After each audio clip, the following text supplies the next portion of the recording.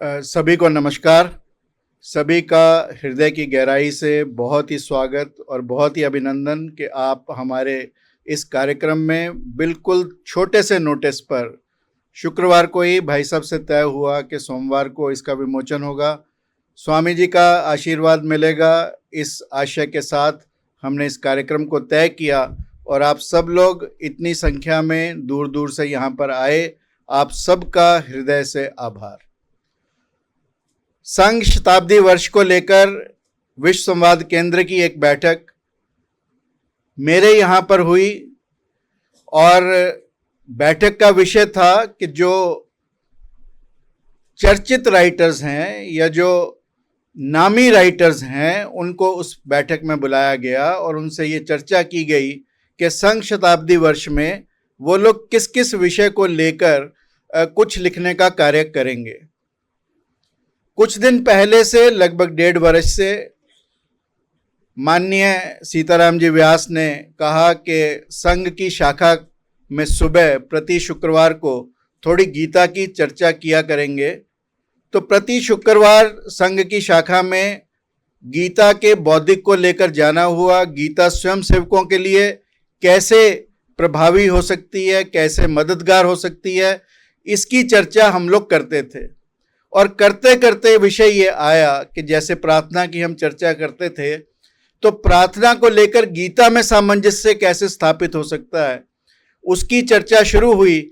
और फिर लिखने शुरू किए कुछ आर्टिकल्स जिसमें अनिल आर्य जी का विशेष रूप से सहयोग है, गुड़गांव टुडे चलाते हैं और इनके यहाँ पर आर्टिकल्स ये छपने शुरू हुए, धीरे धीरे बाकी अखबारों में भी छपे और अंततः जब 21 आर्टिकल्स इकट्ठे हुए तो ये तय किया कि सुरुचि प्रकाशन को ये पुस्तक दी जाए और ये पुस्तक आज सुरुचि प्रकाशन के माध्यम से आप सबके समक्ष है, जिसमें हमने अलग अलग वाक्य को लेकर चर्चा की है और उनका गीता के साथ कैसे सामंजस्य स्थापित होता है उसकी चर्चा कुछ शब्दों में मैं आप लोगों के साथ करूंगा कि इस पुस्तक में क्या है। गीता ने जो कहा वो संघ की प्रार्थना में ढल गया। शब्द थे कृष्ण के, संकल्प बनकर चल गया। प्रार्थना केवल शब्द नहीं होती, वह जीवन की दिशा होती है।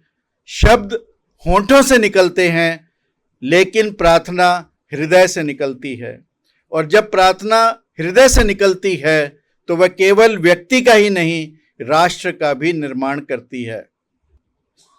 भगवान श्री कृष्ण ने अर्जुन को गीता सुनाई। संघ की प्रार्थना उसी गीता के संदेश को जीवन में उतारने का संकल्प है। गीता विचार देती है, प्रार्थना उस विचार को व्यवहार बनाती है। और क्या संघ की प्रार्थना केवल ईश्वर से कुछ मांगने का नाम है? यदि ऐसा होता तो संघ प्रार्थना केवल कुछ मिनटों का पाठ होती, लेकिन यह प्रार्थना नहीं, राष्ट्र निर्माण का आजीवन संकल्प है। ये राष्ट्र निर्माण का आजीवन संकल्प है। कोई राष्ट्र केवल संविधान से महान नहीं होता, वह महान बनता है अपने चरित्र से, अपने संस्कार से, अपने संकल्प से। संघ प्रार्थना इन तीनों का अद्भुत संगम है। यह प्रार्थना केवल स्वर नहीं, संस्कार है। यह केवल वंदना नहीं, व्रत है। ये केवल नमस्कार नहीं, समर्पण है। ये केवल गीत नहीं, जीवन जीने की रीति है। इस पुस्तक में संघ प्रार्थना को केवल प्रार्थना के रूप में हम ना पढ़ेंगे न समझेंगे। हम देखेंगे कि इसकी प्रत्येक शक्ति में, प्रत्येक पंक्ति में श्रीमद् भगवत गीता का कौन सा श्लोक और कौन सा वाक्य स्पंदित होता है। जब हम दोनों को साथ पढ़ते हैं तब अनुभव होता है कि संघ प्रार्थना वास्तव में गीता का एक व्यवहारिक रूप है, गीता के संदेश का एक व्यवहारिक रूप है। प्रार्थना से बदलती है दृष्टि, दृष्टि से बदलता है विचार, विचार से बदलता है जीवन और जीवन से बदलता है राष्ट्र। हम कहते हैं कि जैसा हम सोचते हैं वैसा हम करते हैं और जैसा हम करते हैं बार बार वो हमारी आदतें बनता है, वो हमारी हैबिट्स बनता है। और हमारी आदतें, हमारा हैबिट हमारा चरित्र बनाता है, और जैसा हमारा चरित्र होता है वैसा ही हमारा भविष्य बनता है, हमारी डेस्टिनी बनती है। यदि हम पहले वाक्य को लें, नमस्ते सदा वत्सले मातृभूमे, तो गीता में भगवान ने खूब कहा कि मामेशम, यानी भगवान ने स्वयं को ही राष्ट्र का रूप बताया, ऐसा भगवान ने पहली लाइन में कहा। और जब हम कहते हैं कि हे मातृभूमि, जो सदा अपने संतानों पर अपना स्नेह बरसाती है, मैं तुम्हें बारंबार प्रणाम करता हूं, तो वह ईश्वरीय रूप को ही, क्योंकि ईश्वर सर्वभूतानाम, ऐसा गीता कहती है। Next slide please. त्वया हिंदू भूमि सुखम वर्धितो हम, यानी हे हिंदू भूमि, तेरे द्वारा ही मैं सुखपूर्वक पाला पोसा और विकसित हुआ हूं। गीता कहती है परस्परम भावयंता, यानी परस्पर एक दूसरे का सहयोग, एक दूसरे के साथ मिलना, एक दूसरे की मदद करना। और जिस भूमि ने हमें जन्म दिया, अन्न दिया, भाषा दी, संस्कृति दी, संस्कार दिए, उसने हमारा पालन किया। और गीता हमें देवयान भावयंता का संदेश देती है। जो हमें पालन करते हैं, जो हमारा पोषण करते हैं, उनका ऋण हमें चुकाना चाहिए, ऐसा गीता हमें कहती है। और छत्रपति महाराज का उदाहरण हम सब के सामने है, जिन्होंने मातृभूमि के लिए अपना सर्वस्व बलिदान किया। महामंगले पुण्य भूमि त्वदर्थे, यानी हे मंगलमयी पुण्य भूमि, मातृभूमि मैं तुम्हारे लिए समर्पित हूं। और भगवान कहते हैं गीता में, मयि सर्वाणी कर्माणि संन्यास अध्यात्म चेतसा, यानी समर्पण। गीता कहती है सभी कर्म ईश्वर को अर्पित करो। प्रार्थना कहती है हे मातृभूमि, मैं तुम्हारे लिए समर्पित हूं। कर्तव्य, गीता में कर्तव्य को त्याग नहीं, कुशलता पूर्वक निभाने का संदेश दिया। योगै कर्मसु कौशलम, मातृभूमि के लिए कार्य करना ही गीता का लोक संग्रह का भाव है। समर्पित कर्म ही सच्ची राष्ट्र सेवा है। स्वामी विवेकानंद का उदाहरण हम सबके सामने है। पतत्वेश कायो नमस्ते नमस्ते, हे प्रभु, वह ईश्वर आपका ही अर्पण है।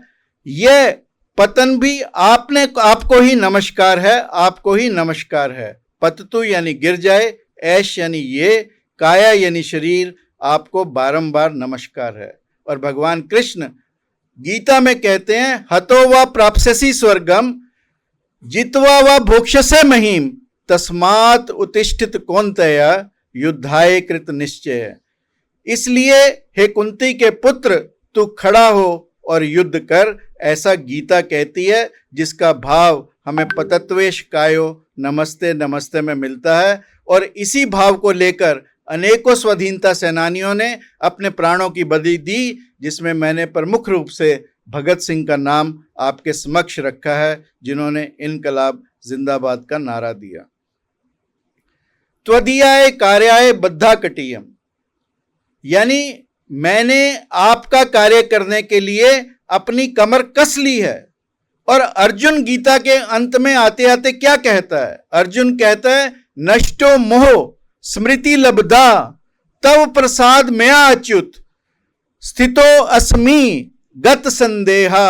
और फिर प्रमुख वाक्य है करिष्ये वचनम तव। करिष्ये वचनम तव वही है जो त्वदीयाय कार्याय बद्धा कटियम है, यानी जिस कार्य के लिए, जैसे अर्जुन कहता है कि हे भगवान, अब आपके वचनों पर कार्य करने के लिए मैं तैयार हूं, वही भाव त्वदीयाय कार्याय बद्धा कटियम में हमें देखने को मिलता है। और इसी की चर्चा मैंने अपने इस अध्याय में की है।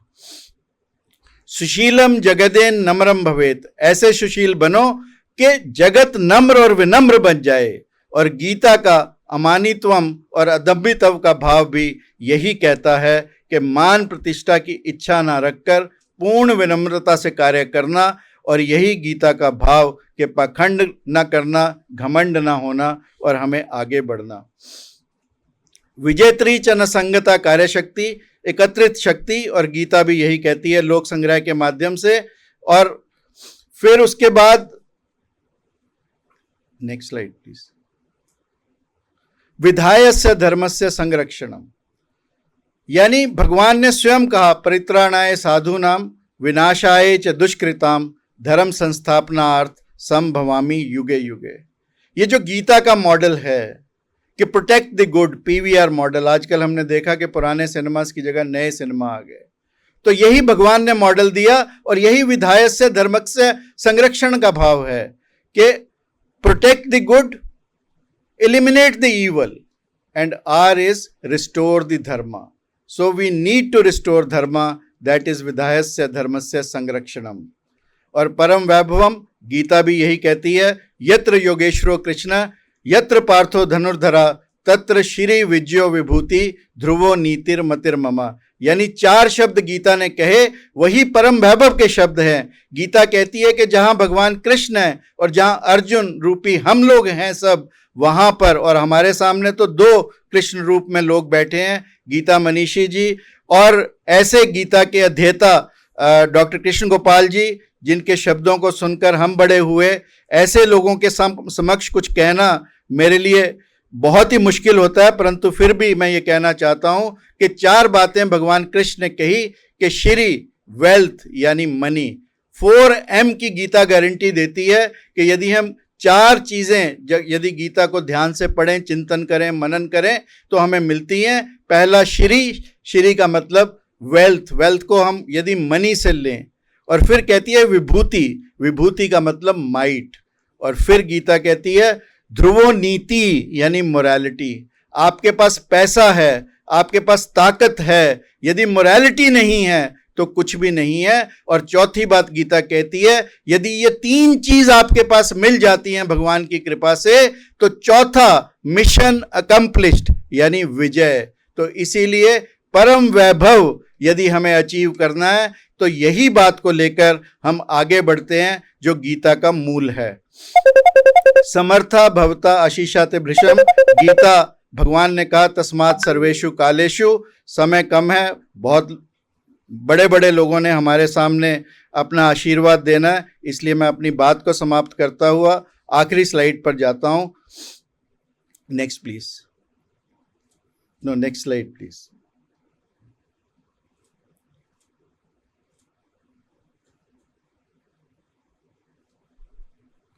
एक ही नूर से रोशन है ये दोनों चिराग, एक ही नूर से रोशन है ये दोनों चिराग, एक गीता की सदा, एक प्रार्थना की पुकार।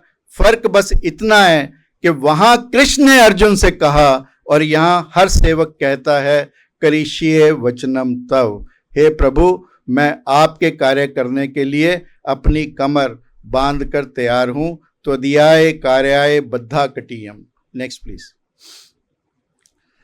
प्रार्थना राष्ट्र धर्म की राह सजाती रहेगी, गीता हर मन में संकल्प जगाती रहेगी, प्रार्थना मानवता का मान बढ़ाती रहेगी, गीता आत्म बल का दीप जलाती रहेगी, प्रार्थना से शक्ति मिलती रहेगी, गीता से भक्ति मिलती रहेगी, प्रार्थना से संस्कृति फलती रहेगी, गीता की अमृत धारा चलती रहेगी, गीता से दिव्य प्रेरणा मिलती रहेगी। प्रार्थना और गीता के सामंजस्य की चर्चा तो चलती रहेगी, बंसी तो कृष्ण की बजती रहेगी, गीता का ज्ञान सुनाती रहेगी। इन्हीं शब्दों के साथ इस पुस्तक के बारे में जो थोड़ी सी बातें मैंने आपको बताई, परंतु और बहुत कुछ बातें, क्योंकि प्रत्येक आर्टिकल में स्वामी जी का आशीर्वाद है, स्वामी जी की कथनी है, स्वामी जी ने जो कहा वो उसमें समाहित है और स्वामी जी के शब्दों में समाहित है। और डॉक्टर कृष्ण गोपाल की प्रेरणा हमें हमेशा, जब से हम लोग नेशनल मेडिकोज ऑर्गेनाइजेशन में काम करते थे, हमारे पालक अधिकारी थे, उनसे मिलती रही। और मेरे लिए ये सबसे हर्ष का विषय है कि दोनों गीता मनीषी हमारे बीच विद्यमान हैं। आप सबका यहाँ पहुँचने पर बहुत बहुत धन्यवाद, बहुत बहुत स्वागत। इन्हीं शब्दों के साथ मैं इस पुस्तक की प्रस्तावना को विराम देता हूँ और आप सबके भीतर बैठे उस स्वयंसेवक को और उस भगवान कृष्ण को प्रणाम करता हूँ जिनके लिए हम यहाँ पर एकत्रित हुए हैं। धन्यवाद।